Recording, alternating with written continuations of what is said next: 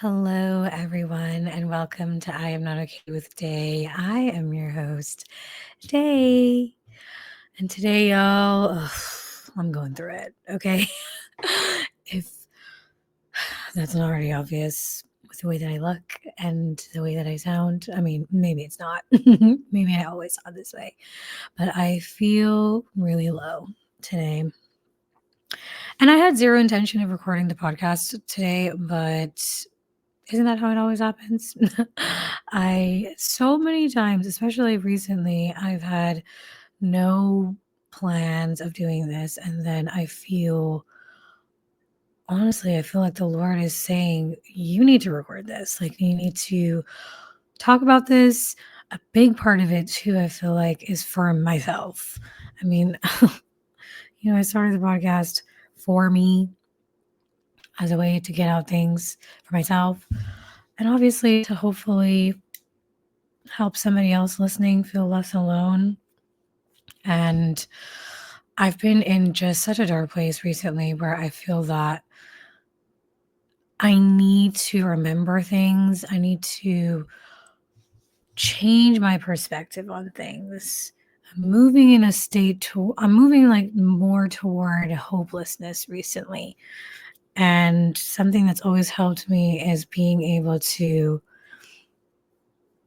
remember my gratitudes and um remember the things that God has done for me in the past. And I feel like I've been just moving away from that. And the podcast is a big altar for me, really. It's a big reminder. It's a big space where I can not just talk about where I'm at right now, but also go back and listen to what God has brought me through. And being reminded that, hey, things are not exactly the same, even though it feels that way. So here we are today. Um, and maybe tears might be shed. I don't know. Maybe not. But I think, as always, I do feel the Lord nudging me to talk about certain things and to just speak out loud certain things. I think this is one of those. Anyway, let's start with some type of way, y'all. As I said, I've been in the trenches. We're just gonna say that. Um, for the past, I would say maybe month or so. Honestly, I think maybe for the past 2 months, I've been a little bit in the trenches. And this weekend, I was able to go home, see my parents, spend some time with them. And there's just something about going back home. Maybe I've even talked about this before, but especially when you're in the heart of adulting and the heart of responsibilities, and there's so much on your shoulders, being able to go to a place where you don't have to do that and you can just be, and you don't have to worry about as something as simple as, what am I going to eat? Because I know my dad already cooked food for me. uh, there is a level of respite I feel when I go and visit my parents. I mean, not just for that. I love them and I miss them, and being around them, it just makes me feel good. But it also just allows me to be a child again. And I think in this world, um, in the way things are, being able to just be a kid, not think about responsibilities, and just be is such a gift. So that made me feel very happy, very relaxed, very just it gave me what I needed, that respite. The respite is a thing, the word that keeps coming back to me. Just that break away from, I don't know, the toils of life. Okay. So anyway, um, guess it's a good segue into what we want to talk about. You guys, something really amazing has happened, and I kind of hinted at it in a couple episodes ago. I think in the first episode, Um, Amazing things have been happening to me. That's what's crazy. This is why I think it's really important to talk about this though, because I think the way that I feel is very normal to given the circumstances. And I think, again, like I want you, if you feel this way, to feel less alone in this. So, great news. I have opened up my own private practice. Yay. This has been a whole year in the making, you guys. I have been going back and forth. Once I decided that, okay, this is what I was going to do, and I felt the Lord like say, yes, this is what you're going to do. I got the ball rolling. I did my research. I did all the things, got everything together.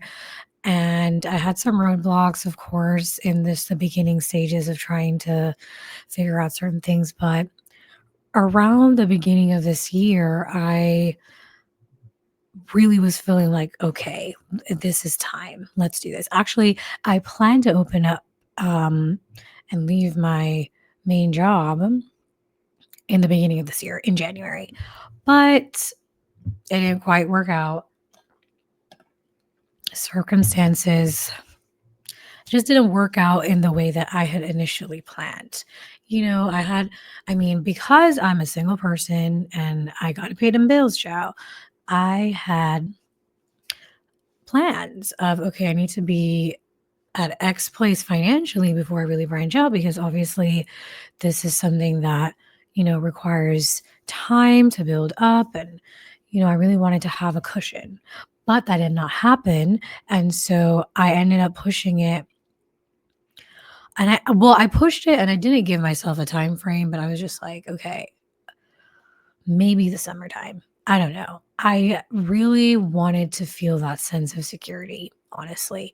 I thought that was a wise thing to do, but um like as time kept going on, I just felt like, ugh, I feel like if I keep pushing this off, I'm never going to do this.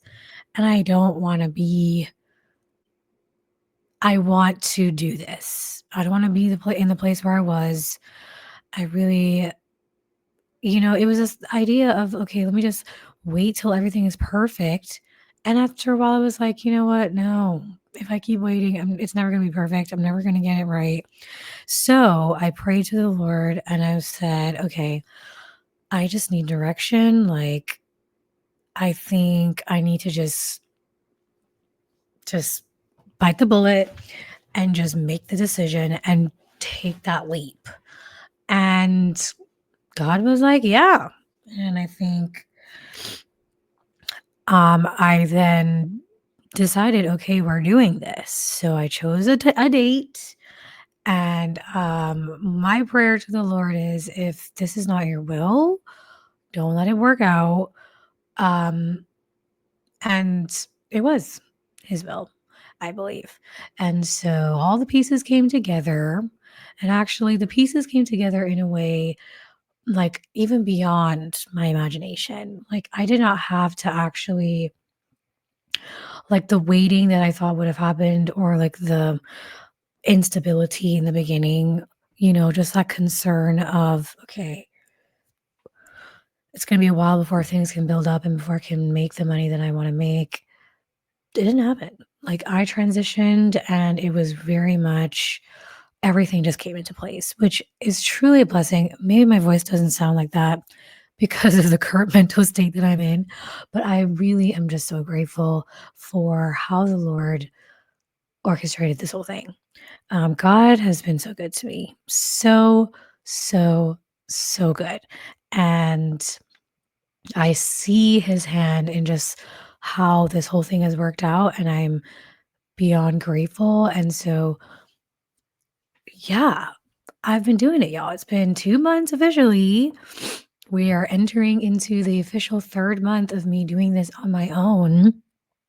It has been a journey, but it has been my journey. It is mine, which is just amazing. It's an amazing feeling to have because I think and I think I'm just realizing this even right now as I talk, that I haven't had a lot of things that felt like mine. Even the things that were supposed to be mine weren't, but this is. And I do think that there's been kind of like a restoration or redemption of what belongs to me. Um, Especially in the last 5 years. I mean, like, I remember moving out of my parents' house and coming to my very own apartment, right? And my very own space.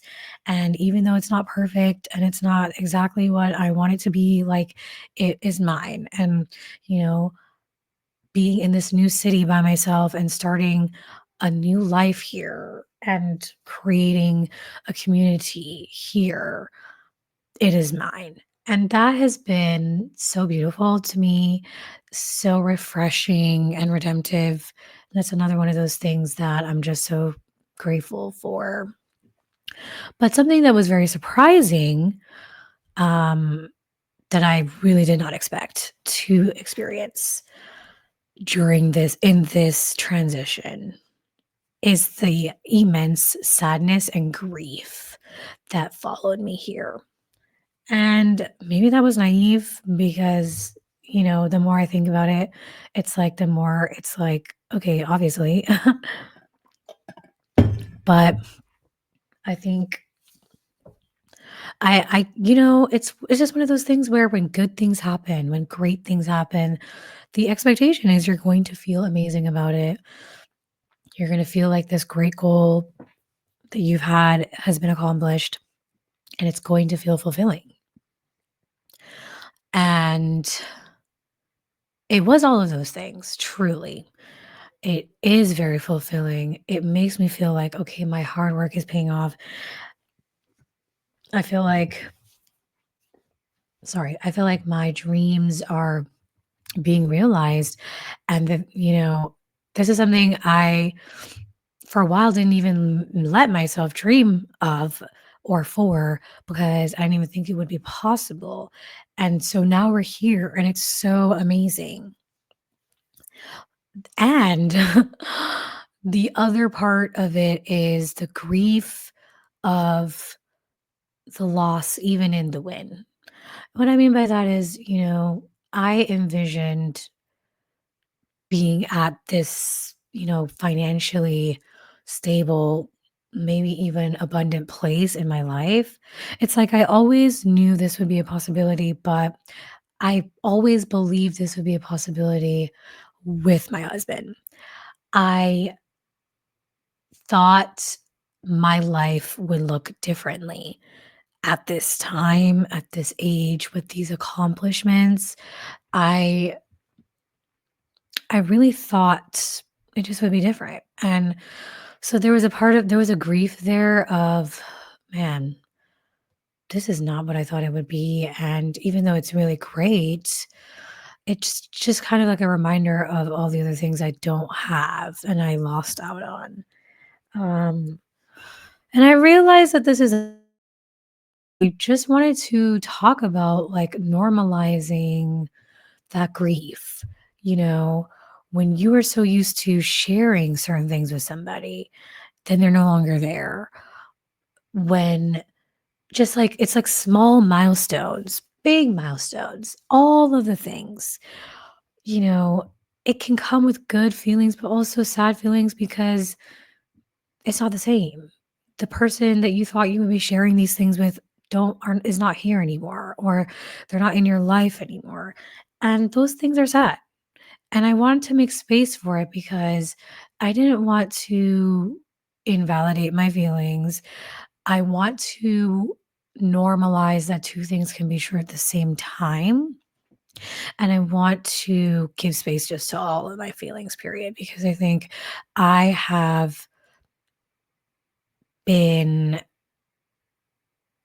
I don't know if conditioned is even the right word, but I'm very used to only allowing space for the good and not necessarily the hard or the challenging. And, I am not okay. Therefore, we need to talk about when these things are hard, you know? So there's that. The other thing that happened is, y'all, I got triggered. Okay. I so as I made this transition, I mean, for the past 8 years, I've been working as a therapist, and my main job has pretty much just been doing therapy and notes, essentially. That's all I've done. I've always worked under somebody else, so I'm not doing all the other things that, need to be done. I'm not doing the billing, I'm not doing admin work. I'm really only just doing therapy. And, a lot of therapists will say that's all they're trying to do. And me too. Okay. Let me just be a therapist and that's it. I don't want to be all this and that. I don't want to do all that. I don't want to have all those responsibilities. But that is par for the course when you own your own business. You got to actually know the business side of things. And for me, I didn't. So I had to learn a lot of the business side of things. I had to learn about, the bookkeeping and the billing and just like other administrative things that were never my problem. And so in the very beginning of this transition, there was something that was very difficult for me to figure out. And for the life of me, I could not figure it out, you guys. I was Googling, YouTubing, everything, and I could not find the answer I needed. And I was thinking to myself, I didn't even know who to ask for this. Like, I don't know. I have zero direction. I don't know where to go. I don't know who to turn to. And so it was like days, maybe even a whole week of me, or probably, I think like 2 weeks of me trying to figure something out, not being able to. And then finally, I ended up breaking down, y'all.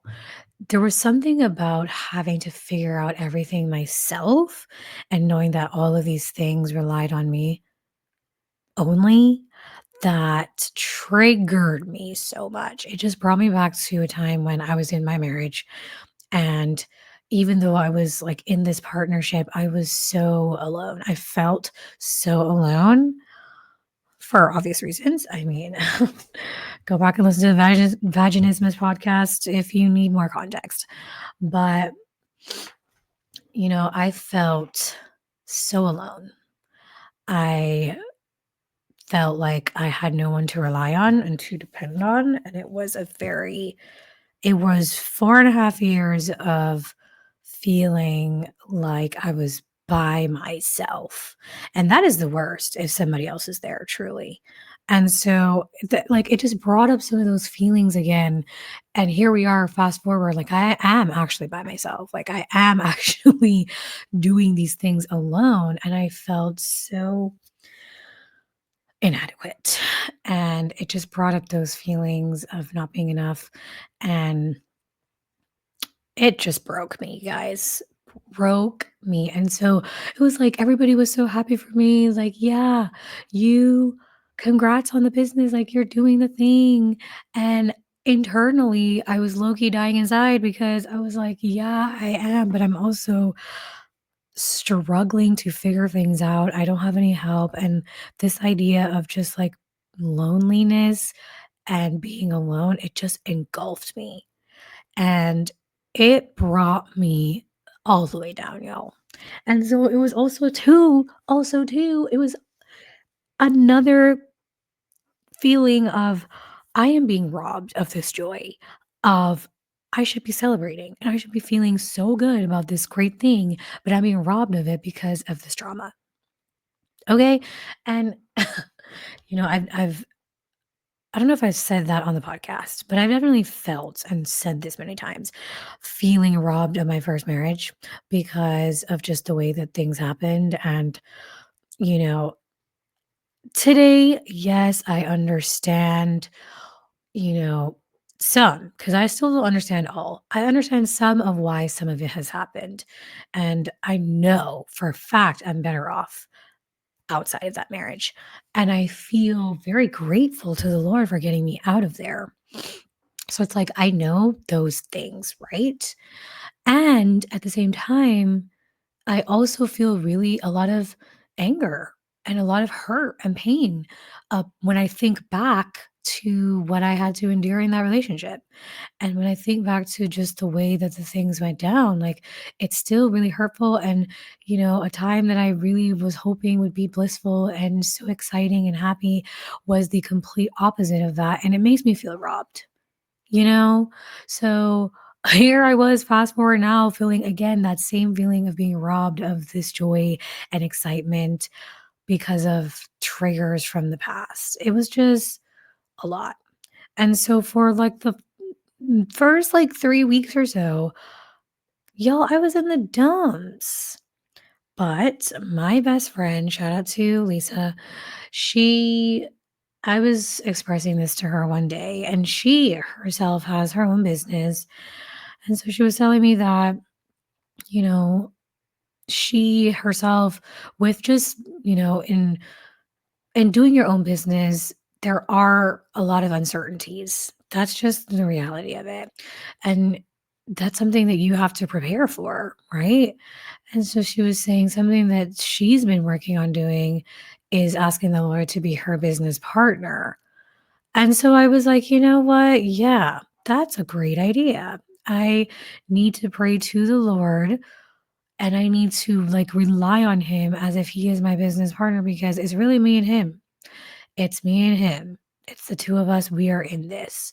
So I prayed and I was like, Lord, it's you and me. Okay. You are my partner. Therefore, I need guidance and I need you to just like help me figure this out. And y'all, do you know what happened? Okay. That same problem that I was having, the same problem I was having for weeks and weeks. Okay. No answers, crying. Even I did pray too for the Lord to help me. After I surrendered my business to the Lord and I just accepted that He is going to be my business partner, y'all, literally, like maybe hours later, God gave me the answer that I was looking for. I literally typed it in. I typed in something in Google and boom, everything that I needed, it just popped up. Step by step, everything that I needed.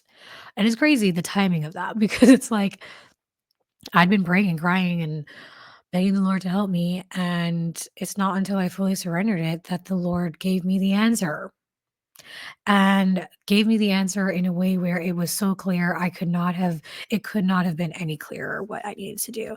And I need to remember that. I'm in a place right now today where I need to hear those words myself because, chow, when things come up, that wavering trust and faith, oh, sometimes it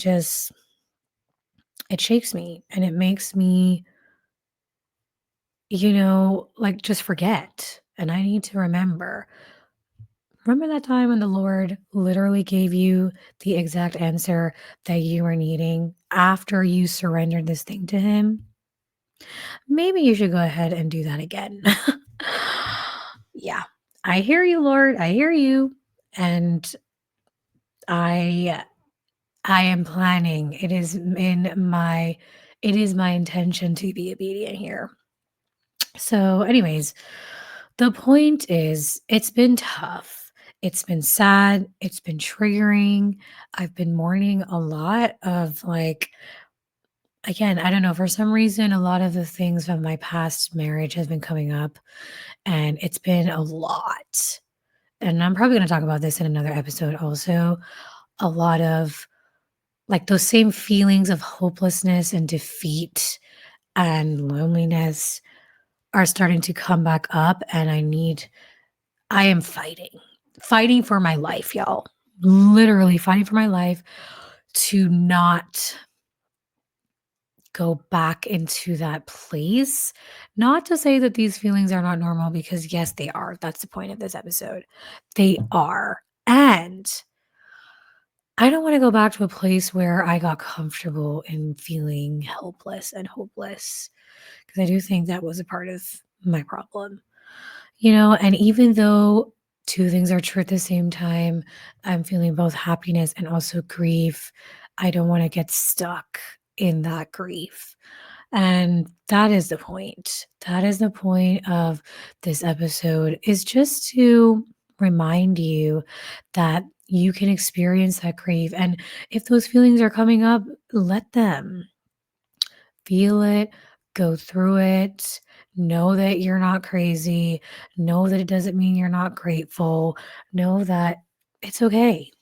Know that God can also handle those feelings, because I definitely felt too like, Lord, I don't want you to think that I'm ungrateful or that don't see my heart, but God does. He knows. He knows. And, and God knows, and He is still there with me, reminding me every step of the way. I know. I know how you feel, and I'm here with you, and I'm supporting you, and I am with you. And that leads me into what God has taught me, because I think I've probably said this many times already in throughout the years on the podcast, but I think it's because I really need it. That feeling of loneliness and being by myself and having no one, it has been so strong lately. And, it's reminding me of Moses, where when God commissions him to do this great work of freeing his people from slavery, okay, Moses is terrified. I have also been terrified of many things. Terrified of failing, terrified of it not working out, terrified of solitude. And the Lord told Moses, I will be with you. I will be with you when you face Pharaoh, when you face his rejection, when the people are mad at you. I will be with you. And I feel the Lord telling me this and reminding me of this. There are many times recently where I've just felt like, God, I can't, where are you? Literally, where are you? I felt like I can't feel him. I can't feel his presence. I don't know if he's there. It's like, or let me not say that. I know he's there, but I can't feel him there. And so it makes me question, are you even there, Lord? And God is like, yes, he never left. He never left me. He never left me. And I think I'm in a place right now where I need that reminder too, because it's hard.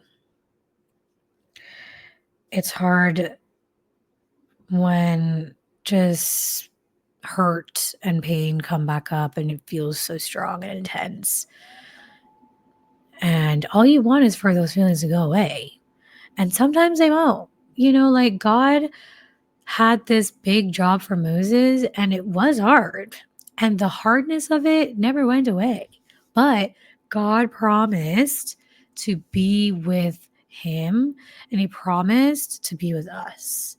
He promised to be with you, and he promised to be with me. He didn't promise that we wouldn't go through hard stuff, but he promised to be with us when we do. And that is something I am holding dear to my heart and I'm holding on to. And frankly, that is the only thing that is keeping me going, because, baby, I could have given up. And I have felt many times like I just want to give up. I just can't. I can't. I can't handle this too much. And you know what? I can't handle it. It is too much. So I need to give it to the Lord. That is the other thing. Let me hand it over to you, Jesus, because I can't. And so I now have been this morning, and this is the reason why I'm recording this. I had an experience with the Lord that brought me back to a place I feel like I was veering away from. And the overwhelming voice I heard from the Lord is, I am with you. So Yeah, y'all. Just want to leave that there. I hope that if you're listening to this, your hope is renewed and that has never left you. He's never abandoned you. He is with you too. And we're in this together, right? We are in this together. Until next time, y'all. Bye.